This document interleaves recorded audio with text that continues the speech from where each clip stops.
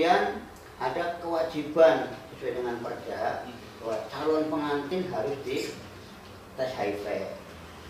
Itu juga banyak sudah beberapa yang calon pengantin ternyata ditemukan pasangannya salah satunya atau salah duanya sudah HIV. Terus gimana tuh?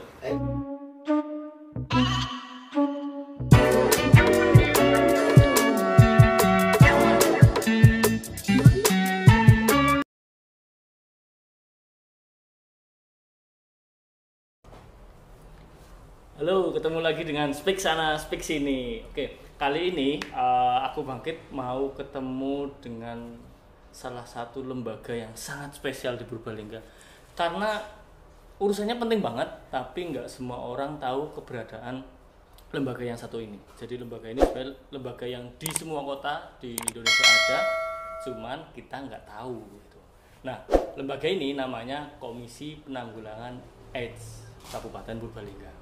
Sekarang aku bangkit ketemu dengan Pak Heni Ruslanto, Ketua KPA Purbalingga. Gimana kabar Pak? Alhamdulillah, doa kita bersama sampai saat ini kami masih diberikan kesehatan, masih bisa berjumpa dengan Mas Bangkit, dengan Pak Anto. Mudah-mudahan ini makin makan aman, barokah lah, bisa dijumpai di silaturahmi penyenangan ini. Betul. Kita baru pertama ketemu ya sebagai Ketua KPAD dan sebagai konten kreator nih. Pak, mungkin teman-teman nggak tahu nih sebenarnya HIV AIDS di Purbalingga itu sudah sangat luar biasa nih. Bisa dibilang sudah ada 500 oda orang dengan HIV AIDS di Purbalingga. Ini gimana ceritanya kok bisa 500 dalam rentang 10 tahun ya sampai sekarang ya sekitar. Jadi kita mulai menghimpun data mulai tahun 2010. Berarti baru hampir 10 tahun ini ya.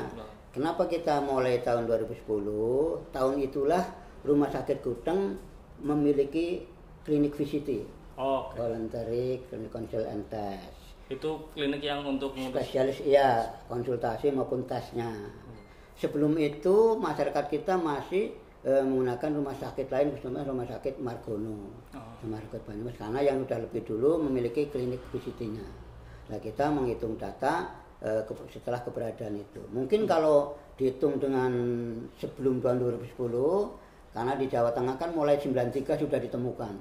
93. Ya, 93 sudah mulai ditemukan Jawa Tengah kasus HIV. Tapi kita menghitung saja angka yang pasti karena punya klinik VCT itu dari 2010. 500 oda Pak? Ya, ada kita di klinik itu ada 542 kasus. Oda. Dari 542 itu yang ber-KTP Purbalingga ada 446. 446 itu yang KTP-nya Purbalingga. Yang sisanya itu ada KTP Malang, ada Jakarta, ada Kalimantan. Yang kebetulan mungkin pas kunjungan ke sini sakit, dibawa ke rumah sakit, ternyata dari identifikasi dia HIV. Atau mungkin kalau dari Pemalang kan lebih dekat ke sini ya. Beli Bongpal itu kan lebih dekat ke sini, sehingga mereka sudah biasa berobat ke Kuteng. Nah, dia ditemukan ternyata dia HIV. Itu jumlahnya yang dari luar daerah ada 96. Itu berarti data basicnya RS Kuteng ya? Ada nggak orang Purbalingga yang kayak Margono masih kayak gitu? Masih. Kita masih banyak teman-teman kita yang berobat ataupun cek kesehatannya di rumah sakit di luar Purbalingga. Seperti di Rumah Sakit Banyumas, Rumah Sakit Margono, mungkin juga ada yang di Immanuel. Karena jadi ada dua alasan. Pertama, dulu kita belum punya kliniknya sehingga sudah terlanjur memeriksa di sana. Dan sampai sekarang dia udah nyaman berobat di sana. Nah, sehingga dilanjutkan. Yang kedua, alasan kedua adalah dia merasa mungkin malu kalau berobat di Purbalingga, ketahuan orang Purbalingga gitulah. Nah, sebab HIV ini masih ada sebagian kecil ya orang menganggap itu suatu hal yang karena perilaku. Perilaku yang menyimpang, perilaku yang kurang sehat sehingga terdampak pada virus HIV. Padahal kan tidak itu semuanya. Lah mungkin alasan itulah maka dia saya nyaman berobat di luar Purbalingga saja biar tidak diketahui orang Purbalingga. karena dia masih tertutup. Iya. Tertutup, belum open status. Dari 500 nih Pak. Jadi kalau buat saya pribadi itu luar biasa gitu, Ya, hitungan 500 kota untuk kecil ya. kota kecil Purbalingga. Tidak ada image kita kan kalau ngomong HIV AIDS itu kan ada hubungannya dengan free sex gitu ya, Ya, seks bebas. betul. Dan kemudian ada narkoba, itu kan konon Ya, dua yang ya, utama ya. gitu. Sementara kota kita kan kota kecil ini Kecil. kok bisa sampai 500? Pemicunya apa nih, Ya, Pak? di awal-awalnya menurut kami ya, Iya. itu kita temukan itu memang orang yang bekerja di luar daerah. Perantauan. Perantauan, jadi orang Purbalingga kerja di Jakarta Oke. dan di mana. Lah mungkin karena pergaulan, kebiasaan atau mungkin karena dia lama tinggal di sana mengikuti arus pergaulan di sana. Jadi terjangkit gitu. Lah kembali datang ke sini dia sudah sakit. Oke. Ataupun belum sakit tapi dia karena di sini punya keluarga, Oke. punya istri katakanlah atau suami, ada berhubungan, ada penularan kepada orang lain. Oh, berarti nggak cuma lajang aja ya Pak? Iya. Bahkan banyak juga yang suami istri, Iya, suami atau istri itu. Ya banyak yang istri menjadi korban tertular oleh suami. Oh gitu. Iya. Berarti istri yang nggak tahu apapun gitu. Iya, itu namanya makanya jangan diasumsikan bahwa orang yang terinfeksi virus HIV ini cuma karena perilaku yang tidak baik, belum tentu. Oke. Bisa juga karena tadi dari korban, ya. Oke. Kedua karena profesi. Profesi katakanlah perawat, Oke. dokter, bidan yang mengobati dia pasien. Dia gegabah katakanlah, tidak menggunakan alat pelindung yang cukup, nyuntik, pasang itu dan sebagainya, kemudian dia terpleset dan sebagainya. Oh. Bisa tertular. Dan itu udah banyak. Sampai kasus meninggal juga ada. Berarti sebenarnya kalau ngomong sebaran, kebanyakan profesi apa Pak yang di Purbalingga yang jadi korban? Ada itu ada nanti aja ya. Sebenarnya kita nanti mulai yang faktor resiko ya. Oke. Faktor resiko itu ada yang katanya dengan heteroseksual. Oh, heteroseksual. Heteroseksual berarti kan hubungan seks antara laki dan perempuan. Bisa suami istri, bisa bukan suami istri, tapi jelas laki dan perempuan itu kan normal. Oke. Normal. Kemudian yang katanya Artinya itu sebenarnya nggak ada hubungannya dengan misalnya image kita kan ngomong kalau jajan gitu kan. Nah, Itu nggak harus kayak gitu. tidak harus. Tidak harus. Katakanlah tadi awalnya mungkin dia karena perilaku Oke. yang laki katakanlah Oke. ya. Kemudian terkena, dia tidak sadar. Pulang hubungan dengan istrinya tertular. Istrinya hamil karena tidak tahu anaknya kena. Banyak kasusnya. Banyak juga. Kita banyak yang Sampai anak-anak berapa gitu anak-anak itu? Wong tahun ini aja yang ternyata sudah totalnya itu ada 24 yang dilahirkan di sini. Allah. Yang kelahiran ini tahun 2015 Gudang bisa sesar di sini. Ada 25. Tahun ini aja yang hamil yang udah lahirkan ada 4, yang masih dalam kandungan ada 6 atau berapa gitu. Dan mereka tidak tahu awalnya kena. Nah ini sudah, karena sudah banyak pengalaman di rumah sakit Gudang, sehingga sekarang ada kewajiban semua ibu hamil harus dites HIV untuk mencegah penyebaran pada dirinya sendiri maupun pada janin yang dikandungnya. Kemudian faktor resiko yang kedua adalah LSL. Apa itu? LGBT ya, laki suka laki. Oh, Ini yang lagi semarak. Oh, Tidak hanya di sini. di Purbalingga Oh, banyak. banyak. Di Purbalingga banyak sekali yang LSL dan itu yang menjangkit pada anak-anak muda sampai pada anak sekolah. Sekarang trennya ini yang LSL sudah 2 tahun terakhir ini, 2019 sampai 2020 banyak sekali. Dan mereka dari komunitas mereka itu bilang di Purbalingga tidak hanya 100-200, lebih dari itu yang komunitas LSL itu. Nah, ini ada komunitasnya itu. Iya. Tapi sudah kedetek. Iya, kita mencoba secara bertahap mereka kita adakan VCT. Oh. Nah, gitu. Dan kasus yang LSL sudah cukup banyak itu dari 2000 sampai sekarang ada 65 kasus temuan yang laki soal laki. Mulai dari anak yang SMP ada, sampai ada mahasiswa, sampai ada yang sudah tidak sekolah. Dan di sekolah sekarang marah sekali yang namanya LSL ini. LSL. Laki suka homo lah. Homo. Homo. Oh. Ya. Ternyata di kota kita banyak yang gitu. Banyak, dan itu sudah bukan rahasia, mereka juga bangga kok. Mereka yang kalau datang ke sini itu komunitasnya ya, dia punya teman-temannya bangga, mereka dengan bangganya nih loh. Saya juga punya banyak teman. Eksistensi ada. Nah inilah, jadi ini perkembangan apakah moral atau apa saya tidak tahu, tapi jelas sekarang LSL marak sekali. Dan tidak hanya di sini, kan di seluruh daerah begitu. Dan itu menambah faktor resiko kita, meskipun kota kecil. Iya itu. Kemudian juga faktor risiko karena tertular suami tadi, yang istri tertular suami, atau mungkin istrinya yang kena dulu nulari suaminya ya ada. Kok bisa? Ya bisa, misalnya katakanlah istrinya itu dalam tanda kutip mungkin pernah melakukan hal yang berisiko dengan orang lain. Ya, dia tertular, kemudian menikah dengan laki-laki ini, laki-laki yang sama-sama tidak tahu. Tertular ya ada, jadi tidak itu jelas itu dia ada istri tertular suami.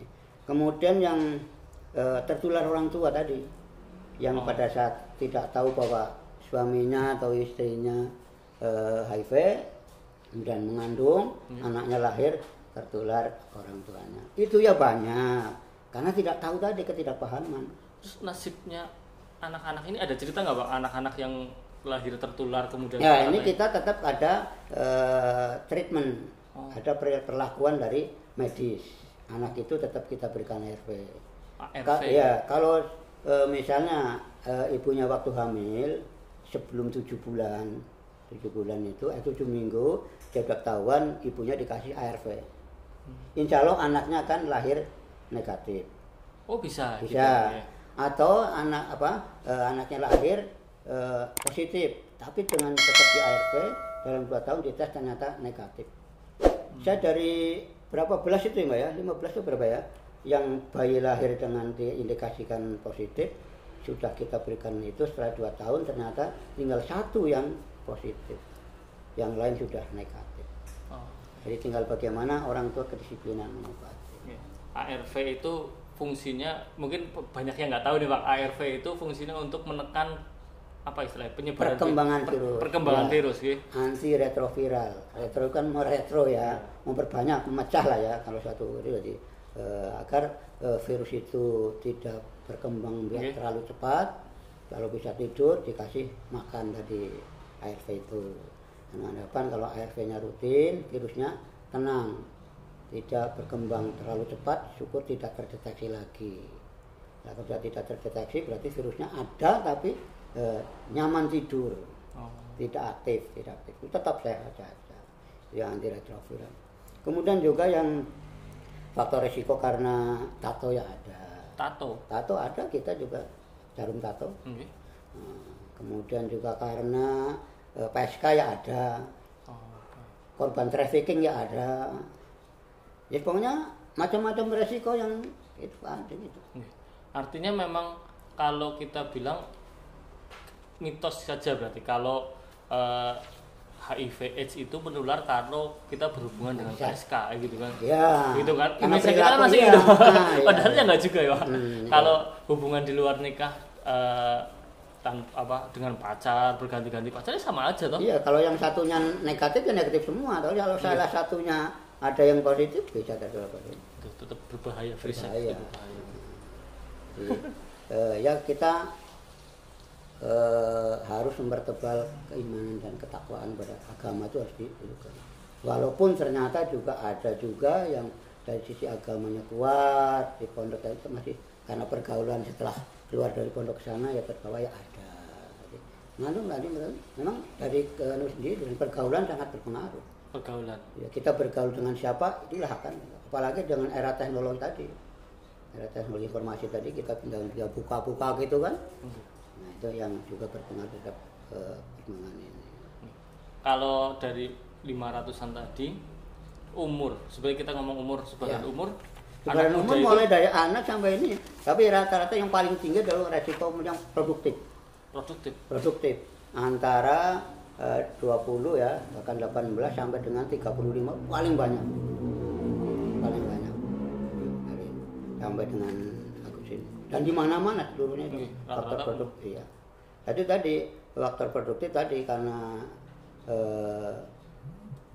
ketidakpahaman, karena perilaku yang tidak benar kan orang di usia-usia gitu ya, udah remaja, baru lulus 20-an, 20 dapat kerja, dapat duit kan maunya tanda kutip loh ya, tidak semuanya memang seperti itu. Jadi umur yang tertinggi yang paling banyak itu tadi antara 20 sampai 39, 40. Itu hampir 60% sendiri. Merepotkan juga ya Pak, usia produktif. Ya itu makanya, padahal usia-usia itu mereka kan punya tanggung jawab keluarga untuk menafkahi dan juga tanggung jawab pada diri sendiri untuk bisa mencari nafkah itu. Kalau dia tidak sadar itu yang akan. Kalau ODA Pak, sebenarnya orang dengan HIV/AIDS. Ya. Kalau dilihat publik, dilihat umum sih ada tanda-tandanya betul Pak? Nggak ada. Sama sekali nggak ada. Secara fisik nggak ada. Oh. Ini gambar itu, itu orangnya kan di sini. Itu ketuanya malah, ketua ODA Kabupaten Gunung Mbak Elis. Ada, dia sejak tahun 2011. Sehat biasa saja, nggak ada. Secara fisik memang nggak ada. Nah, terus karena efeknya karena virus itu kan hanya hidup di cairan tubuh manusia, antara cairan darah, cairan kelamin, maupun cairan air susu ibu. Sehingga untuk mengetahui harus melalui cek laboratorium, tidak bisa dikira-kira. Belum tentu ini yang kurus, aking, kering, ireng, HIV belum tentu. Ini yang gemuk, putih, sehat belum tentu, tidak itu. Jadi harus melalui laboratorium, maka ada cek fisik. Sebenarnya kalau ke fisiknya dampaknya apa Pak? Keberadaan virus HIV itu? Nah, kalau virus HIV ini kan yang diserang kan imunnya ya, sistem kekebalan tubuhnya atau CD4-nya, sel-sel darah putih. Nah, kalau orang yang terserang virus HIV ini, yang diserang sistem kekebalan, makin lama makin menurun sistem kekebalannya. Nah, kalau menurunnya kekebalan tubuh, kemudian berbagai gejala penyakit masuk ke tubuh kita, bisa TB, bisa hepatitis dan macam-macam. Lah kalau yang sudah sampai tahap itu berarti sudah AIDS, bukan HIV lagi. Itu bedanya HIV dengan AIDS. Ya itu orang sering menyamakan ya Pak. Beda. HIV itu tadi hanya cuman virus itu ya, itu. Kena virusnya. Nah, semakin menurunnya gejala kekebalan tubuh, berbagai gejala penyakit masuk itu sudah AIDS. Sampai stadium 4 ya sudah sulit untuk ditolong lagi. Banyak kan begitu. Berarti memang sebenarnya efeknya adalah ke tubuh orang itu sendiri. Iya, ke tubuh orang sendiri, tapi juga berdampak pada masyarakat ataupun pada keluarga. Karena dengan dia yang tulang punggung keluarga katakanlah ya, suami, dia dengan menurunnya kekebalan tubuh makin lama makin menurun kan ringkih. Dia tidak bisa bekerja dengan maksimal untuk mencari nafkah. Akhirnya dampak ekonomi juga kan utama bagi keluarga. Yang pertama. Yang kedua, terhadap kemiskinan. Nah, karena tulang punggungnya tadi sudah meninggal, kemudian juga hartanya habis untuk berobat karena tidak tahu bahwa kena HIV, jadi jatuh miskin kan. Makin banyak itu akan menambah juga angka kemiskinan. Jadi ini yang perlu ada pemahaman dari masyarakat dan juga dari kita semuanya. Jadi dampaknya kepada ekonomi, sosial maupun masyarakat itu ada. Yang kadang tidak dipahami. Nah, ini. Kalau orang periksaan ke klinik VCT sebenarnya mahal atau? Enggak, gratis. Gratis. Kita. Berarti screening pun iya, gratis. Di puskesmas itu begitu. Nyenan mau visit tes, Pak, ke puskesmas gratis. Tidak dipungut biaya. Tidak pungut biaya. Jadi memang sekarang kan saya pernah baca ARV itu tingkat konsumsi terhadap ARV masih belum terlalu tinggi karena kalau nggak salah jaraknya masih kejauhan dan banyak faktor ini, gitu. Makanya ini bahwa salah satu faktor tingginya angka kematian tidak hanya di Purwono tadi disiplin untuk minum ARV-nya. Disiplin mengkonsumsi ARV-nya. Sampai saat ini hanya satu-satunya yang bisa mengendalikan virus hanya ARV. Lah kalau dia tidak, apalagi tidak berobat, lah masih sehat aja kan, sehingga tidak minum ARV, ya itu tadi. Sudah terlambat ditemukannya, pengobatannya sudah makin sulit, angka kematian jadi tinggi. Dan risiko menulari orang lebih lain itu banyak yang paling lagi, berbahaya toh. banyak gitu lah. Karena saya baca kalau nggak salah sekitar 40-an% kan Ya, masih yang meninggal. sekian banyak. Nah, itu tadi. Jadi ya itu kalau kematian tadi terlambat ditemukan karena tidak tahu bahwa dia kena HIV, dibawa rumah sakit sehari meninggal, tidak susah. Atau dia disiplinnya minum obat tidak ada, lah sehat gitu. Jadi kematiannya itu. Sedangkan makin tingginya ditemukan kasus-kasus ini, itu ada beberapa hal. Pertama adalah inisiatif petugas kesehatan yang mencoba untuk lebih aktif mengadakan rapid test pada masyarakat, kepada kegiatan rapid test itu, sehingga jadi bukan rapid test corona aja sebenarnya Pak. Ya, sebelum ada corona kita ini udah jalan ini. Kita 2012 sudah mulai ini kan, karena ini pandeminya udah lama memang. Ada rapid test. Kemudian ada kewajiban sesuai dengan Perda bahwa calon pengantin harus di tes HIV. Nah, itu juga banyak sudah beberapa yang calon pengantin ternyata ditemukan pasangannya salah satunya atau salah duanya sudah HIV. Terus gimana tuh? Nah, itu kita berikan pemahaman pada mereka melalui Pak KUA, dengan Kepala Puskesmas, Pak. Kita menikah itu bukan karena nafsu, bukan semata-mata karena cinta saja, tapi juga karena ibadah, karena Allah. Mereka bisa memahami. Artinya tidak dilarang. Tidak dilarang, cuman yang menikah tetap jalan. Yang adalah ditunda untuk punya anaknya dulu. Dia diobati, minum air tadi, nanti di 1 tahun 2 tahun dites. Kalau tadi virusnya sudah tidur, tidak terdeteksi dengan tes viral load, silahkan tidak pakai kontrasepsi, tidak pengalaman, hamil itu tidak akan positif, insya Allah negatif. Jadi bukan menunda, tapi bukan dilarang menunda kehamilannya saja. Ada anak di situ lah, enggak. Dan alhamdulillah sampai sekarang belum ada yang membatalkan. Ini pemahaman. Ya karena mungkin ini jodoh saya ini Pak, berhentukan apapun ya akan kita terima gitu kan. Siapa tahu wah kecewa dan nah ya mungkin pada saat itu mungkin dia itu ya, tapi setelah dipertimbangkan tadi saya katakan Bapak, kita menikah itu bukan hanya karena cinta dan nafsu, tapi juga karena Allah, karena ibadah. Nah, itu mereka mungkin paham. Saya sudah tanya soal tadi sebaran faktor. Terus kemudian saya mau tanya ini Bang, sebenarnya kalau ngomong kecamatan paling banyak di mana Pak? Kecamatan kota Pak. Kecamatan kota. Ya, Kecamatan Purbalingga ya. Nah, Kecamatan Purbalingga dari 2010 sampai dengan Agustus hari kemarin tuh ada 51 kasus. 51 kasus sampai 31 Agustus. Ya, dari 2010. Dengan kasus mati 20 orang. 50% Pak? Ya.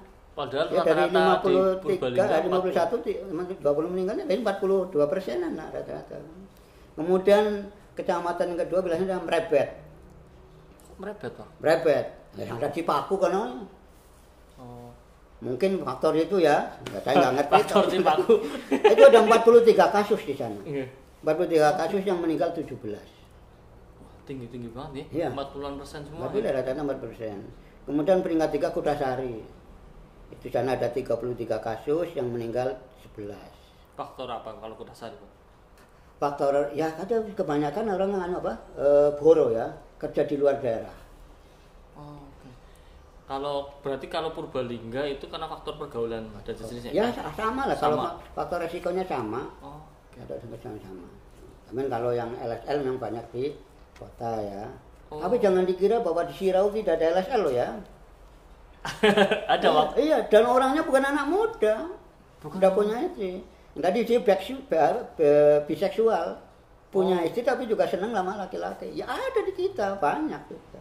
Jangan dikira gitu biasa-biasa saja. Inilah kelebihan kita KPA penulisan namanya.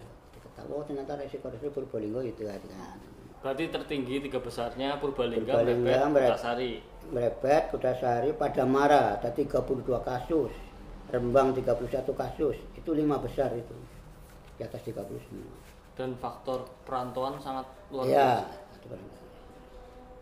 di samping ya tadi seks bebas itu masih cukup dominan ya kalau yang perantauan itu kan. Ya, Begitulah. Penularan Ya. sebenarnya kan kita sering bilang nyamuk gitu waktunya, Ya. terus makan bareng sama Oda itu akan bertularan. Itu sebenarnya beneran itu? Enggak, itu enggak benar. Enggak benar bahwa penularan virus HIV itu hanya melalui tiga cara. Oke. Sesuai dengan keberadaan virusnya tadi. Oke. Kalau dia ada di cairan kelamin, baik cairan sperma maupun vagina, sperma kan laki-laki, vagina bagi perempuan. Berarti dia melalui hubungan seks. Baik seks normal maupun yang tidak normal. Kemudian ada di cairan darah. Cairan darah itu bisa transfusi darah atau transplantasi organ tubuh, ginjal dan sebagainya. Itu juga bisa terjadi kalau dari positif ke negatif bisa. Atau mungkin pada saat melahirkan. Orang melahirkan kan ada pendarahan. Nah, sehingga si bayi itu bisa tertular dari situ.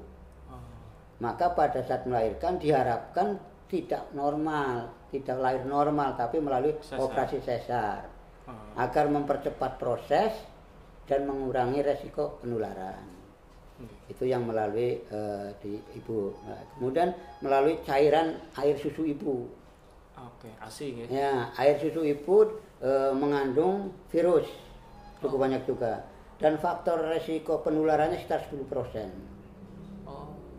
Daripada menanggung resiko 10% tertular, maka lebih baik tidak di air susu ibu tapi air susu formula. Nah, itu untuk penularannya hanya itu saja.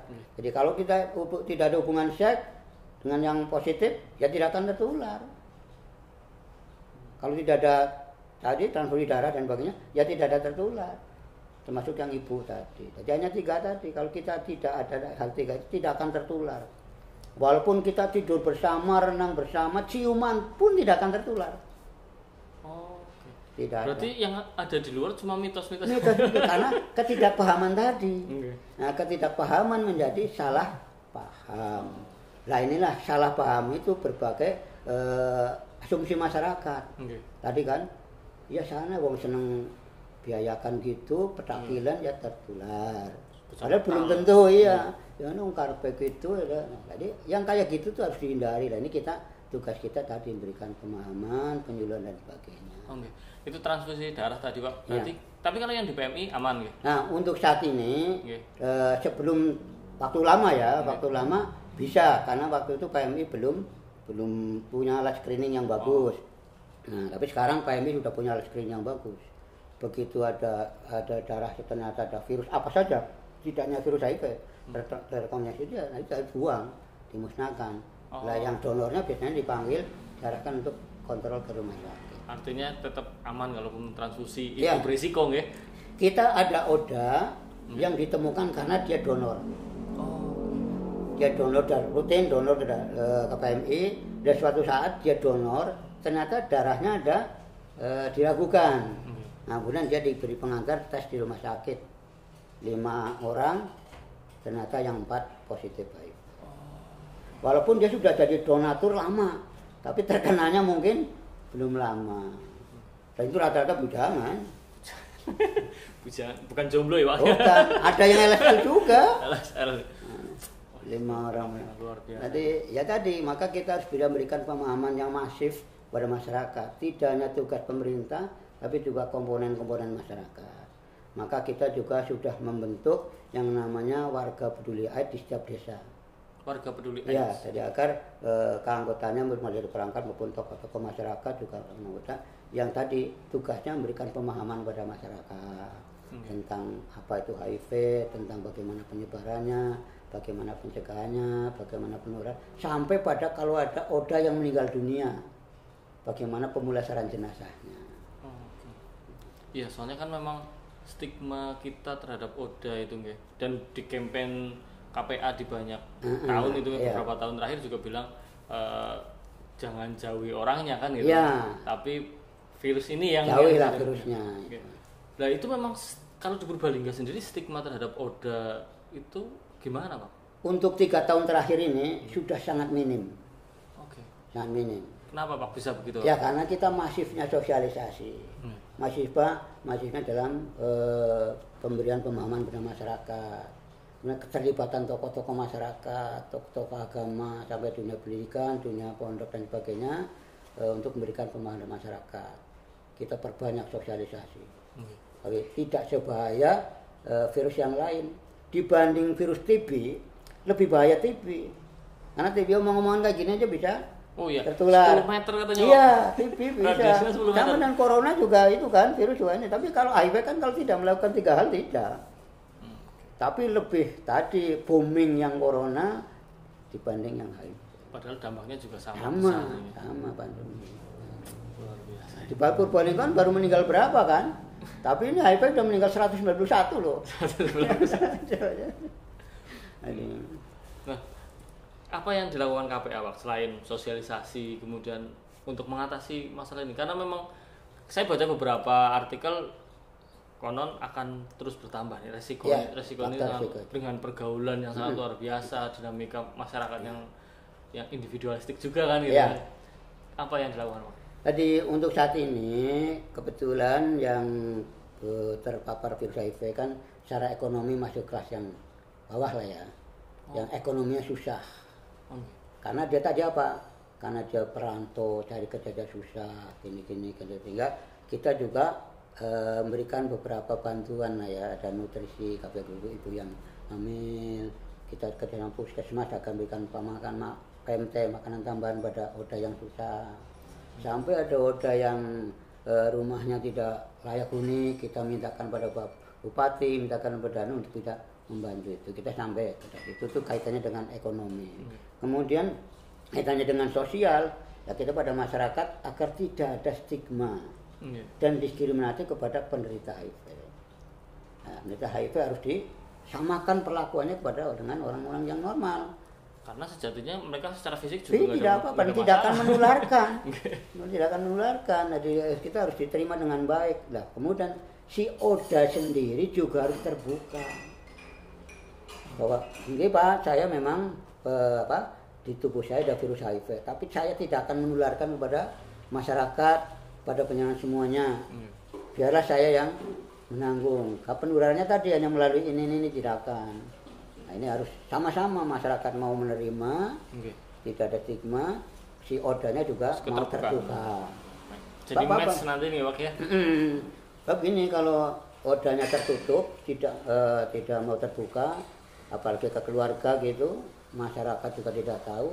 Apabila dia kena musibah, nah musibah katakanlah kecelakaan gitu ya, darah-darah, ada orang menolong.